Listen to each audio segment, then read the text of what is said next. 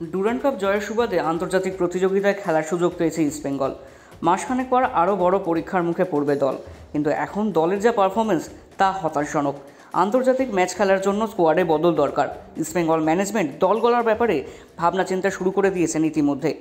বুধবার এফসি গোয়ার বিরুদ্ধে বলার মতো পারফরমেন্স করতে পারেনি ইস্টবেঙ্গল। গোয়া 1-0 গোলে জিতেছে। প্রচুর গোল মিস না করলে আরও বড় ব্যবধানে জিততে পারত FC Goa. Indian super league প্রিয় দলের এই দশা দেখে প্রমাদ গুনতে শুরু করেছেন ইস্টবেঙ্গল ক্লাবের সমর্থকরা। এখানেই যদি এই পারফরমেন্স হয় বিদেশি দলের বিরুদ্ধে কি হবে ভাবলে অনেকেই হয়তো শিউরে উঠছেন।